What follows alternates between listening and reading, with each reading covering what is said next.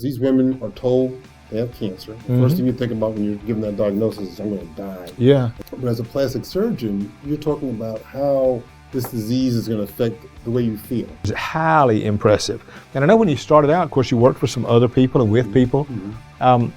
When did it come that you said one day, all right, it's time to step out and step in? It sounded like, oh, gee, thanks. I'm going to meet somebody for the first time. Hey, I'm Vince Neyman. I'm a plastic surgeon. I'm going to do an operation which either is going to save or lose your leg. Vince, where's your story? What's your background? Where'd you come from? What was the, did you always want to be a doctor? You know, as a child coming up, what was your life like? Well, I grew up in New York, in Queens, New York. So most people can picture New York. They think of Times Square. But just imagine a sprawling metropolis that goes on for miles and miles. To put it in perspective, I grew up on a street called 238th Street. It just shows you the magnitude of things. Golly. Off of 120th Avenue. I mean, this is like a huge grid. Wow. And your brothers and sisters, how many, were you in the middle, the youngest? The youngest of three. Okay. So mom and dad at home, raising three kids, and two might have been enough, but they decided to have a third. See what happened. But my sisters were, 5 and 7 years older. And my parents, taught us a lot of things that were important. A lot of what I attribute my success to are things that you learn as a little kid. Yeah. Being polite, and how to, working hard, being dependable, being true to your word, and so forth. And my parents are pretty strict about that kind of stuff. Yeah. And even studying in school, were they big on make sure you do your grades, homework? They emphasize education. That's your pathway to success in life is through education. And it wasn't a matter of, well, I did better than Billy, and I did, Johnny didn't do that well either. She goes, no, don't tell me who you did better than. That's tell me right. who did better than you. That's and right. What's the difference and why you couldn't do better. So we always were encouraged. Yeah, that's right. That's right. Yeah, it got to be fun. Actually. Yeah. So now when you went to college, where'd you go to college? I went to Princeton University. Yeah, that's right. In New Jersey. And, and that was a wonderful time. It was just a lot of bright kids, all the resources you need, and a lot of fun. Yeah. You had to have good grades just to get in there, though. You had to have very good grades. Yeah. And the chance of getting into Princeton is incredibly low. I can't imagine I can get in today. Really? It gets more and more competitive every year. Gosh. I came out of a very competitive high school, which helped me. It was like what they call a magnet school here. It's right. Like specialized high school. So I kind of was into that whole competitive testing thing. Yeah. So that helped me out quite a lot. Yeah. Now, you're on the board now at Princeton, aren't you? Oh, no. Not quite. Oh, I thought you were. No, I am on the, I'm on a committee that helps interview. Oh, okay. Interview candidates. So what Princeton tries to do, knowing that they're only going to accept 6 or 7% of the people who apply. They try to extend the courtesy of, let's interview every single person who applies. Let's offer an interview. Let's sit down and talk to them. And the way they do that is through alumni who volunteer to be alumni interviewers. Yeah. So cool. I'm in that, for Georgia, I'm one of the alumni interviewers. So I get to meet 6 or 7 or 8 That's students cool. and interview them and tell them about Princeton and just get a good vibe. So when you were at Princeton, let me ask you this. You're in college now. Did you know then you wanted to be a doctor? Were you already taking biology and things like that? Okay. When I was in high school, I just had that sense like medicine was going to be my thing. Really? Yeah. Now, because now you're in plastic surgery, but were you always planning on that, or was it? No. Interestingly, I wanted to be a trauma surgeon. And early in college, I spent a summer at Harlem Hospital. I got to see all the shootings and stabbings and all the, watching MASH. Yes, that's right. Rolling in. Yeah. And I said, this is what I want to do. And that was my goal. And when I started medical school, I met a fellow in anatomy class who started telling me things that sounded crazy. He said, oh, this is the fibula bone. It's the smaller bone in the leg, and we use this to make jaws. Use it to make what? He goes, oh, yeah, we take it, we build new jaws for people who lose their jaws from cancer. I'm like, you crazy? That sounds ridiculous. And then he mentioned some other areas of the body that he reused it to make other parts of the body. I'm like, what kind of doctor are you? Oh, that's plastic surgery. And up till then, my view of plastic surgery was like cosmetic and skin grafts and things like that. Yeah. I never imagined that they were like rebuilding body parts. Yeah. From other body parts. Yeah. And it just intrigued me. I said, well, how do you become a plastic surgeon? He said, well, you have to complete general surgery training. And then you can go on to do plastic surgery training. Right. And that's when the light went off. I said, well, I was planning on doing general surgery training anyway. Yeah, so, yeah. So if all else fails, I'll just be Yeah. a trauma surgeon like I wanted to be. what a way to help people, though, because I knew a lady who actually here, and you did the surgery on her. She had cancer and had to have a mastectomy and total reconstruction. And she called me, and when she called me, she said, do you know a good doctor? And I said, fortunately for you, I do. And so I prayed with her on the phone and then told her where to go. And next thing I know, you had already seen her. I think her doctor maybe even recommended. And that I remember seeing, I asked Debbie about that at that time. I said, I guess for a woman, that would be one of those areas where it would just feel like it takes away your self-esteem, your confidence, everything. And it just made me realize how much your work does more than just cure the physical. You really help the soul, you help the peace, the state of mind. You really put kind of their life back together. So that's got to be satisfying. It is satisfying, and it's a unique role that we play, like you point out, because these women are told they have cancer. The first thing you think about when you're given that diagnosis is, I'm going to die. Yeah. I'm not going to be able to raise my kids, and you worry and so forth. And then you're going to meet a lot of doctors who talk to you about, chemotherapy or surgery or radiation, all the things that are either going to prolong or maybe even cure the disease. But as a plastic surgeon, you're talking about how this disease is going to affect the way you feel. Yeah. I mean, here, the disease is threatening your life, and then, like you say, taking away a part of your body which you associate with who you are as a person. Yeah, that's right. And because we get to talk about how they feel, we really kind of become like the surgeon who's also almost like a counselor, if you can imagine. Right. Because we just sort of follow them through, and because reconstruction is a very long process, we're there with them when they get the radiation, we're there with them when we get the chemo. Wow. And we're there when all that's ending, because usually when that ends is where we complete our reconstructive steps. So we really become close. Like friends as we complete. Now, let me ask you, what's the most difficult surgery to do? If you say, oh no, I got to do one of them, or what? Well, first of all, I look forward to doing every surgery that I do. I look forward to doing. Right. And if there are some surgeries I don't want to look forward to doing, I just don't put it in my repertoire. I say, well, let's call somebody else. I don't do that anymore. Right. I look forward to all of it, but there are surgeries that take a long time. I think most people associate that with grueling surgery. We'll have patients who get into trauma, particularly the lower extremity, and break both the bones in their leg and then rip all the skin off of it. The bone doctors can put the bones together, but you got to have flesh over it for that bone to survive. So we've got to transplant, let's say, here we go again, moving things around, but transplant muscle from maybe the belly and transplant it into the leg and cover up that bone. And and you know that your work is the tipping point of whether that person keeps or loses their leg. Yeah. Like, oh, gee, thanks. I'm going to meet somebody for the first time. Hey, I'm Vince Naiman. I'm a plastic surgeon. I'm going to do an operation which either is going to save or lose your leg. Yeah, that's right. Yeah. That's and how many of these have you done? How'd they look? Can I interview them? Oh, yeah. I mean, it is, it's a tough spot to be in. Yeah. But very gratifying. But the surgery itself, you have to imagine you got 2 areas of the body you're working on. You're using microscopes. You're sewing together blood vessels that are the size of a pencil lead, using sutures the size of human hair. And, it's you got to concentrate, you got to be relaxed, and oftentimes you're not doing this like first thing in the morning. They're not always scheduled. Yeah. Sometimes you're doing it at odd hours. And then when you finish, should there be any interruption in the blood flow, you have to run back and wash it out and fix it again. Wow. And the same stakes are at, the same things are at risk. So the tension really would be there, like you said, about concentrate and relax. Yeah, that's and most people won't get that because one, cancels out the other one. I'm so focused, I'm tense. Yes. But it is true. I know in public speaking, I was telling my son a while back. I said, no, you've studied enough, okay? Because he's overstudied.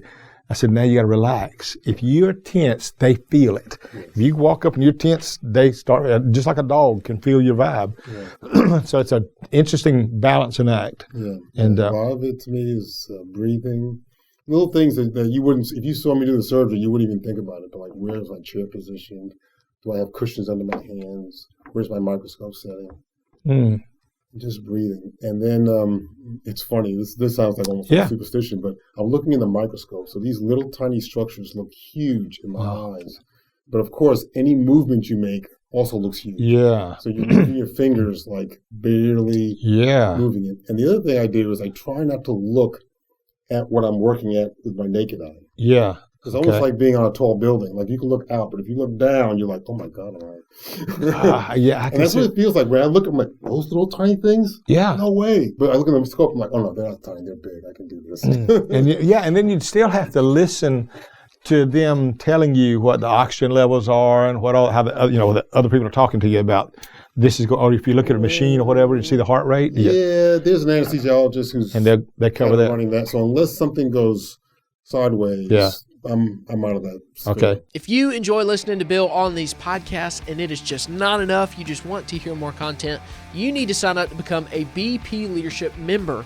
For only $9.99 a month, you get that membership, and with that, you get over 200 leadership lessons that Bill has done over the years. Also, with that membership, you get free entry into our monthly BP Leadership Breakfast events. You have got to take advantage of this service, and you can do so by signing up on our website, bpleadership.com. That's bpleadership.com. So do you make the call if you said, up something or down something? No, I'm not involved. They're doing all of that. Yeah. And for that kind of work, interestingly, the patients are usually very stable because you're working on one little part of the body and you don't have a whole lot going on at that time. So. Yeah, that's the thing. The field is so big, and then there's so much to know. I remember when I had a heart bypass, I had a doctor in Atlanta that was fabulous. A friend had recommended him. He said, I can get you in. And all he did was robotic surgeries. He hadn't done does heart transplants too, but he had not done a bypass in like 10 years. But he said, I got to do it on you. We don't have time and all stuff. So we go in there to do it. And so later we go in the office and my wife starts asking questions. How about this, cholesterol, so what's up? And he said, Debbie, listen, I don't know one thing about medicines. And we go, what? He's one of those brilliant guys. He said, I don't know. He said, look, I'm like the plumber. He said, I went in and did that job. And there are other doctors that can tell you all this, but I try to stay in this lane. And so I wonder, is that what you... That is a very good analogy. When I'm, particularly during a surgery, I am going to be zeroed in on that task, knowing that I can trust the people who are worrying about the blood pressure. And again, they may tell me, hey, could you hold up a little bit, or his temperature's going down, what he wants to do. I mean, they can interrupt. Yeah, I wonder how you communicated with them. So that's fine. But like I say, usually in those, they've got it covered. The other thing is, before we start, we kind of go with a game plan. I say, listen, make sure we got this much urine output. I want you to use these medications. I want you to try to avoid these other medications. So we've already got a kind of game plan before we go in. But these operations, I've had a few that were really quick, 3-4 hours. I've had some that have been 8 to 12 hours. Yeah. So that's the part that really tests you when let's say you're 4 or 5 hours in and then something happens where like, oh no, I gotta kind of redo something, and now we're adding another couple of hours, and you just can't get upset. You just this is Now, how long should a person stay under? Any idea that? Oh, I mean, look it up. I mean, there probably surgeries that last 24 hours. Really? Oh, yeah. Wow. Twin separations or those kind of Siamese twins, and there's some surgeries, face transplants. I don't want to do. Oh, really? But yeah. Wow. Now, do you ever watch any of these or seen these shows? The botch show and things. And I mean, they do some pretty impressive work for some of the botches they see. Yeah. But I wondered, do you ever look at those kind of things? So that's an interesting procedure, or no, I really don't. I just it's kind of like, I put in my 12 hours. I got my fill of plastic surgery. I'm ready to go home and watch sports or something. Yeah. You'd have to shut it off and have a separate life. That's for sure. And let me ask you this: on your surgery center, where you have built a phenomenal. And I know when you started out, of course, you worked for some other people and with people. When did it come that you said one day, all right, it's time to step out and step in? It sounds like every 7 years something like this happens. So I got here in '95. I joined Butch Cochran, who's gone on to his reward, and he's a close friend for many, many years. I worked with him and Richard Wilson and Sonny Pagadala. And right about 7 years, I felt like I was kind of moving in a different direction. And so I wanted to leave them on a friendly way, but start my own practice. So in 2002, 7 years after I started, I came and opened up a small practice out on Whittlesey Boulevard now. Little office on Dino Office Park, and it was a small practice, suitable for one doctor, and it was just I guess, good timing. I don't know, but it got really busy really fast. And I felt like the Lord was giving me affirmation. Yeah. And it was odd because, let's say 3 or 4 of those 7 years, I was really apprehensive about doing this. And I took it to my Bible study group and just asking them to pray for me and all this. And of course, after it was done, I was like, yeah, this wasn't that difficult. That's right. If you'd have known then, that's but still, the timing just seemed to be right. Yeah. I picked the right time to go because I was just getting known in the community, and now have my own practice really opened up more time for patients to find me and come see me and what have you.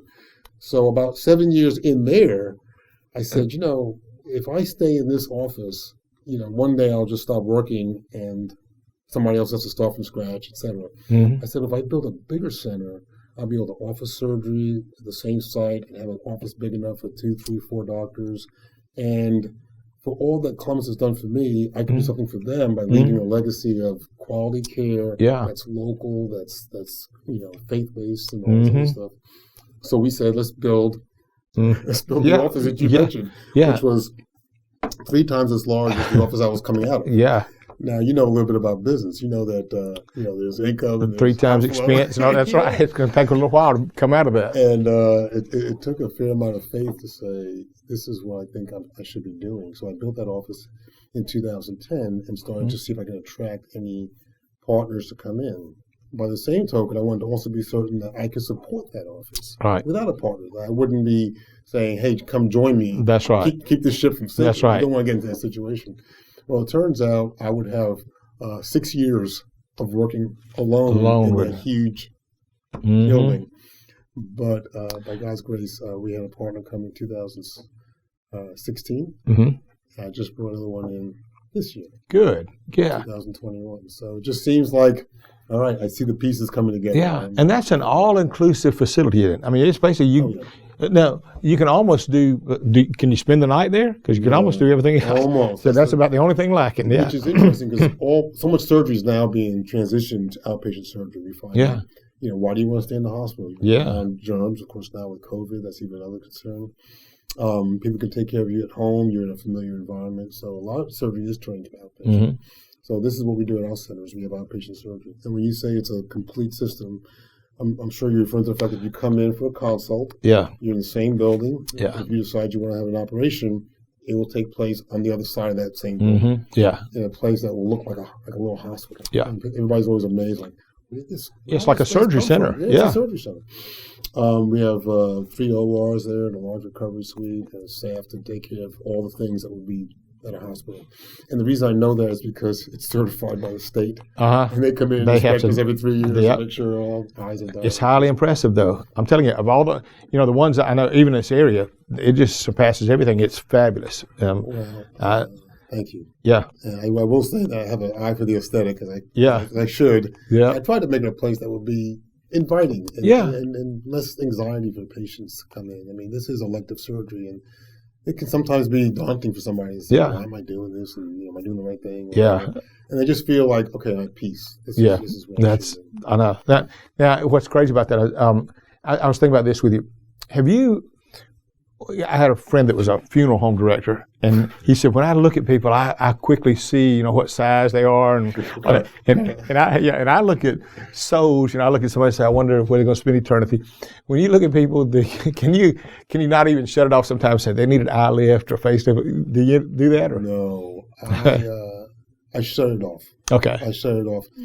When it comes to cosmetic surgery, if you think about it, we think about it like from the physical, there's different parts of the body that might need different kinds of work. But in reality, it's the person's own body image.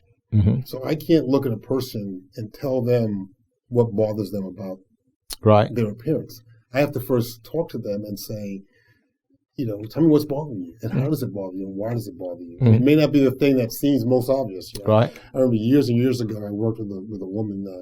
I was involved with the Springer Theater, and she was there, and I always noticed she had this, I didn't, like I say, target it, but you couldn't help but notice she had this huge mole in a very obvious part of her face. I figured, I know, she knows what I do for a living. I can fix that in 10 minutes. But I wouldn't bring it up. I'm not that kind of person. But lo and behold, one day she shows up in my office, And I said, okay, finally come. I can finally That's right. get rid of this thing once and for all. But, you just walk in, you go, so, hey, good to see you. How can I help you? She goes, well, I've got this thing growing on my face. And you try to look sort of surprised. Like, oh, do you? Where? And I started approaching it, and she goes, yeah, it's right here. And it was a completely different spot. I was like, oh, that's fine. I was afraid it was cancer. No, it looks benign. Oh, thank God. Anything else I can help you with? No, that was it. Okay, well then, I'm here if you think of anything. All right, bye-bye. That's funny. So again, you don't know what's bothering somebody, so No. I don't try to look at people and say, You can't walk up just start. Let me get a hold of this. You need this, Yeah. you need that. That's right. Yeah, I got to wonder. I said, if I'm talking to him and he reaches over to the end where he starts doing my chin tuck, I'm sorry, I have it. It's a bad habit. Yeah. I know.